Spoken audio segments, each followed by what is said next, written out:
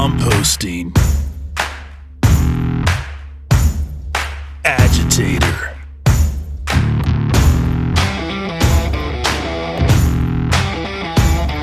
Diversion. Urine bucket. Natural fertilizer. Vent fan. Coconut core.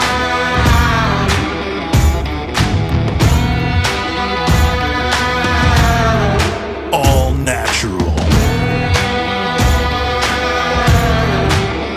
Biodegradable. Good for the environment. Hey, this is Jonathan from Tiny Shiny Home. Today we are going to talk about poop. Composting toilets, actually.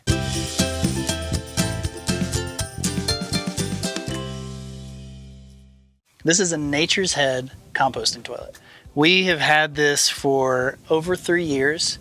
We've traveled all over the country. We've boondocked with it. We've stayed in campgrounds with it.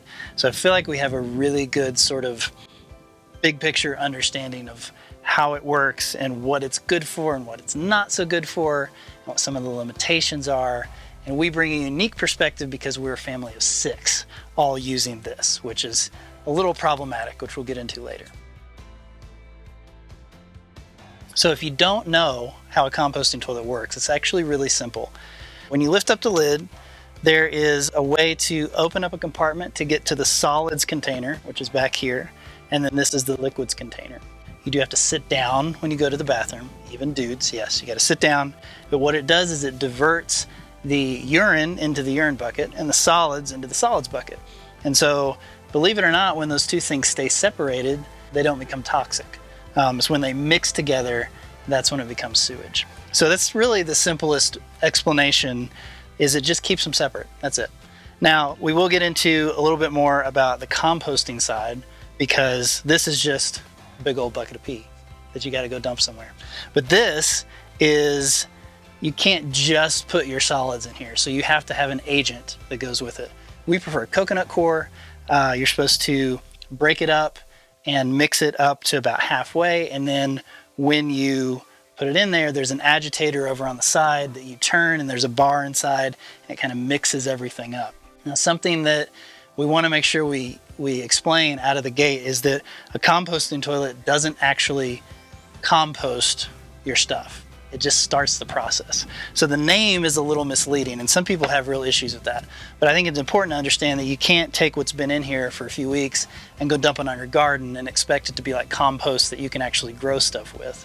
But what it does do is it starts that composting process. And as long as you put it in a compostable bag and you dispose of it in a landfill or a trash can or whatever properly, eventually it's going to finish that process, but it's not going to be ready anytime soon. So just so you know that up front. Installation is really pretty simple with these. Probably the most difficult part if you're removing an existing toilet is that you'll have to cap the hole that goes down into your tank, because this doesn't have anything that actually goes down into a tank. The only thing you will have to install is it's got a hose that comes off and it's got a fan, and so it needs to vent to the outside. Otherwise, it just bolts to the floor. Believe it or not, the solids area, which you would think would be the stinkiest, is actually not very stinky at all. When it's mixed with that coconut core and when it's being agitated and that composting process begins working, and when it's vented properly, that's also important, having that fan to suck the air through and keep it dry and not get too wet, it's actually not very stinky at all. Now, the urine bucket, by contrast, is super stinky because pee just stinks. And that depends a lot on what you drink and how much sugar you're taking in and the sort of quality of urine that you are creating. But yeah, this is definitely the most stinky. The thing about a composting toilet like this is it's really made for like 2 people. We use it for a family of 6. So in our case, we're probably using this thing a little bit more than what it's intended for. So the urine bucket in particular, this will be full every day. I have to go find somewhere to dump it every day. The solids bucket is only going to last us between a week or 2 weeks with 6 people using it. Now, we've heard if you've got 2 people, you can go a month, maybe even 2 months before you have to to change this. And then keep in mind, this also affects how quickly you're composting. If you only got 2 people using it and you've had this in here for a month, it's going to be a lot further along in that composting process than it would be for us who filled it up in a week or 2. So that's just something to keep in mind. For the urine bucket, we do our best to find an existing bathroom, maybe at a campground, or even an existing sewer connection, and we just dump it down there. Believe it or not, urine mixed with water is great for plants. It helps them grow. It's sort of a natural fertilizer. So when we're boondocking, we go dump it on plants or bushes. We just want to make sure we're not creating a huge puddle or something that's going to stagnate. We make sure that we always go with the flow of the land and always dump in different areas, not the same place every time. So the solids, you can just put them in a landfill, take them to any trash. Once they end up in a landfill, it's going to keep doing that composting process, and it's legal to do that in pretty much every state. If you want to double check the laws, make sure you do that research. But from what we found, this is not any worse than a disposable diaper. It's actually a lot better because it's composting and it's breaking down naturally. So we buy it in a big 5-pound block, and we have a massive storage tub that we usually keep in the back of the truck when we're traveling, and it's just full of coconut coir all the time because we go through it so often. So what we do is drop it in the bucket and we kind of spray it down a little bit, we get it wet, and that starts to loosen it up because it's packed in like really tight.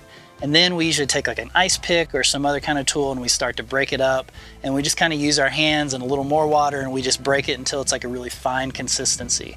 You don't want it to be super wet because if there's too much moisture in this area, you're going to create mold.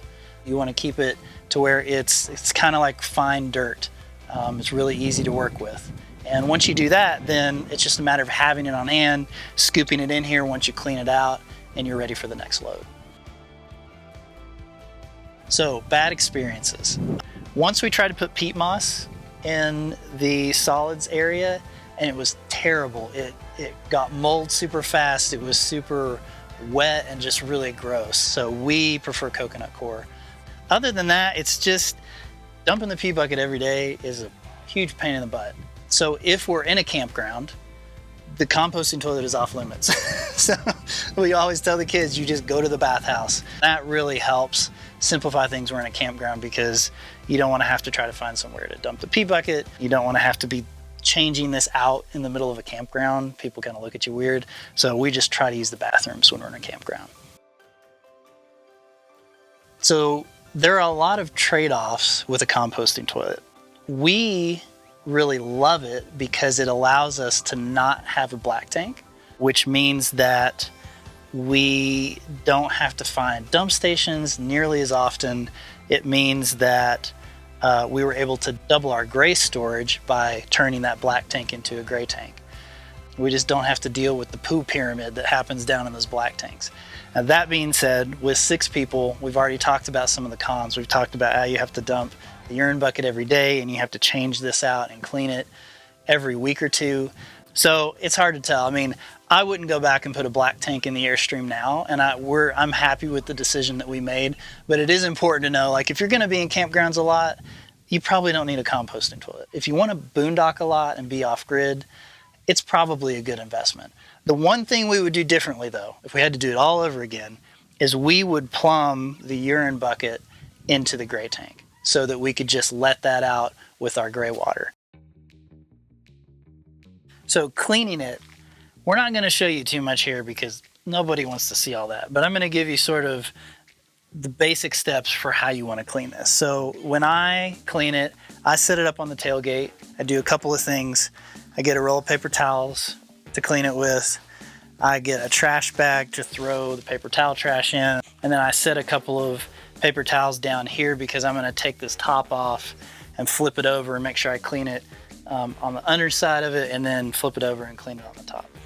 So what you want to do is when you take this lid off, I always pull it off and then flip it over. And then immediately I take the composting bag and get it on top of here so that bugs don't get into it, because they definitely will. So once you got that on there, you can set that to the side and then you're free to start cleaning this. So we're just using an essential oil cleaner.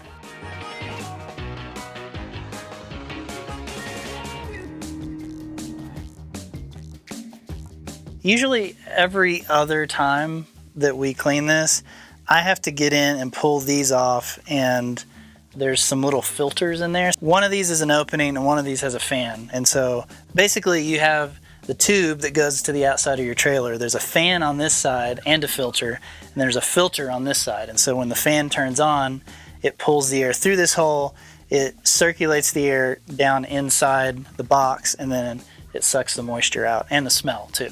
But what happens is because it's got these little like foam filters, and they can get clogged up with dirt and debris and stuff like that. So I have to take these off, go clean them. So that's what I'm gonna do.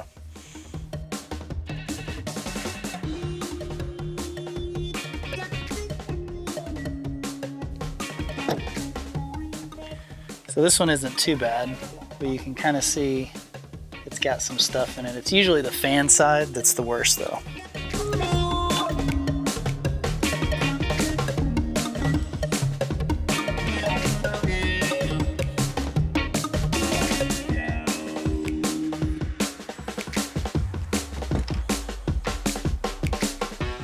This one's a lot worse. It's completely caked, so it's not doing any good right now.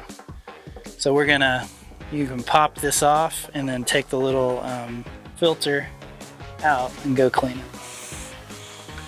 Filters are clean. We're gonna put it back together.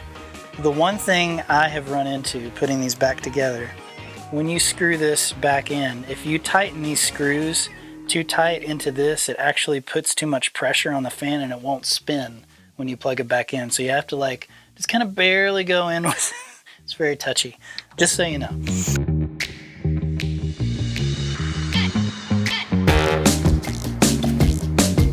So the last step is to dump this. So now that I've got this bag tied around the edge, it's a little bit of a delicate balance. You don't want to make a mess, obviously.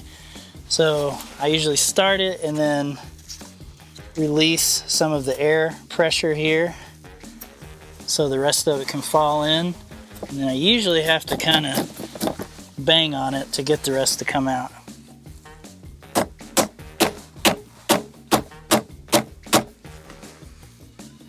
So when you do that, most of it should come out. There should just be a little bit left that you can get out of the bottom. Now what you don't want to do is you don't want to spray this down inside with a bunch of chemicals, because you have these good bacteria that are in there that are already doing the composting. And so what you want to do is just get any clumps that are left, and don't like spray it and wipe it down.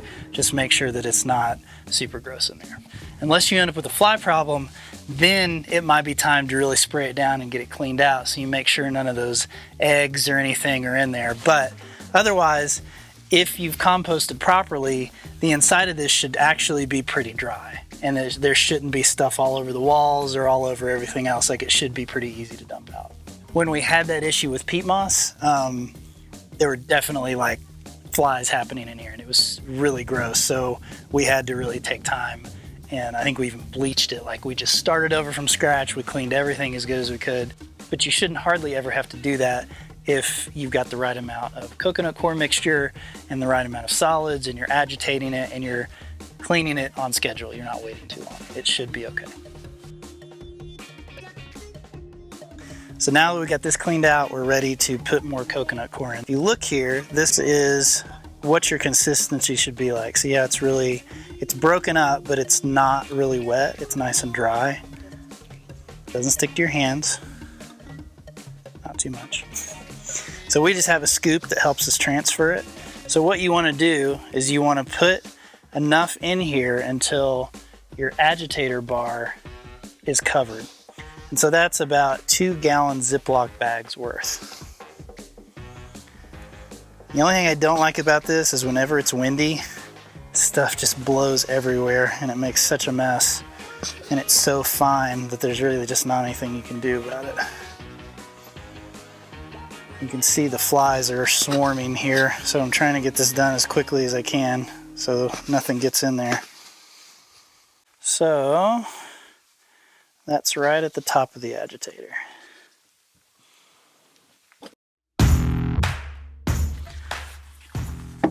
Urine bucket goes back in. And this slides on,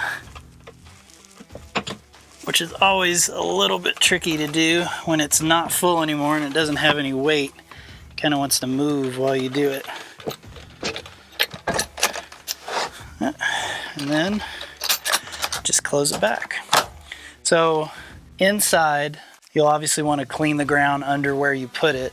And then when you put it back in, it's got two metal pieces that are bolted or screwed to the floor, and then it's got two bolts that go in here to hold it tight. If you have any more questions about composting or the Nature's Head toilet or composting with 6 people or boondocking and composting, leave us a comment and we will do our best to answer anything that we haven't talked about here.